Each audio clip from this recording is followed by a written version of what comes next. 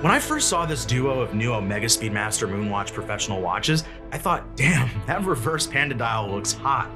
But in 18 karat gold, people are going to wish there was a steel option. And then I realized it's not white Canopus gold alongside the yellow Moonshine gold. Thank heavens, it's stainless steel.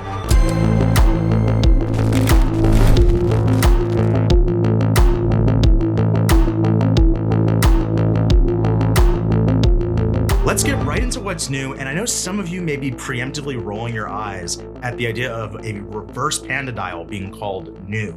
So stick around until the end of the video to find out why this is a bigger deal than you might initially think. When using common colors like black and white, or a rather common color scheme like a reverse panda layout, it's all about the details and execution of the dial. Rather than going with a flatter, more utilitarian matte finish, Omega has opted to continue its exploration of lacquered finishes. Comprising two dial plates, the upper plate has a deep black lacquer varnish akin to the black lacquer seen on the Seamaster Aquaterra models from 2024, and a crisp white lacquer varnish for the lower plate for the chronograph counters, a step below. White hashes and text are transferred onto the black surface of the main dial, with black numerals transferred onto the white counters. Omega could have gone a bit funkier and injected some red, maybe even blue, but I'm glad they showed restraint. The overall look feels very classic and luxe. For the stainless steel variant, the applied Omega logo, hands, and hour indices are rhodium plated, while the 18 karat Moonshine Gold model has Moonshine Gold hands and applied elements to match the external hardware. And yes, the hour indices and the central hands utilize luminous fillings for visibility and darkness. Whether an 18 karat Moonshine Gold or full stainless steel, aside from the new reverse panda dial, these two new Speedmaster watches are every bit the sapphire sandwich speedies you are probably already familiar with. They boast 42mm cases, 13.18mm thick, including the Hesalite simulating box sapphire crystal, and are a comfortable 47.5mm across the wrist, lug to lug. There isn't any significant fixed flare to the end links as well, so there's no massive effective lug to lug to jump scare you and deflate you when you try it on for the first time. It really is only going to wear as long as the case itself is. The case matching bracelet wraps around the wrist well, and being affixed to the sapphire sandwich models features mixed finishing to match the case, unlike the full brushing found on the Hesalite models. The current generation of Speedmaster Moonwatch Professional watches also notably boast a comfort setting in the clasp, offering on-the-fly micro adjustment for when it's needed. We love that.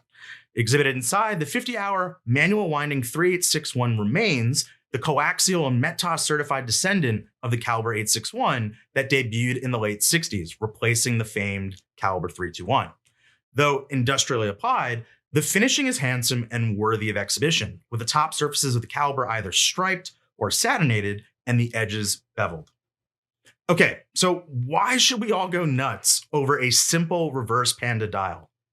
Of the 116 configurations of Speedmaster watches currently on the Omega website, which would include this new duo, the Moonwatch Professional only accounts for 23 configurations. And that really boils down to 13 different models with varying degrees of strap options.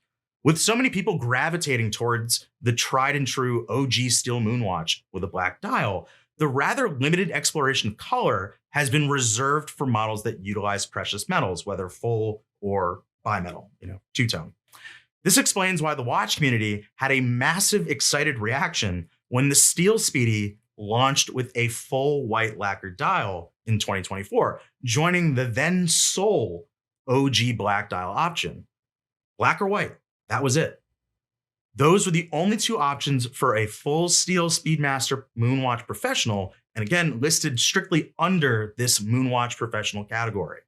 Now, the full steel Speedmaster Moonwatch Professional has a third dial option, and though black or white has simply become black or white or black and white, it's the first panda dial for a full steel Moonwatch Professional. I said Moonwatch Professional, so don't come for me in the comments and say, what about the Blue Snoopy, which is a special anniversary series Speedmaster. So look, semantics aside, is this new dial the most innovative?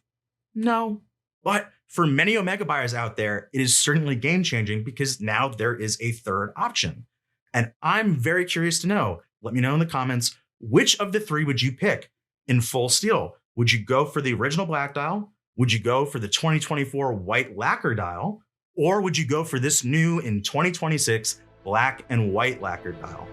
And let me know as well if you would even make the jump to Moonshine Gold, which honestly would probably be my favorite configuration. So let me know your answer in the comments. Thank you so much for watching. The full pricing and details will be in the description below. And as always, I'll see you on the next one.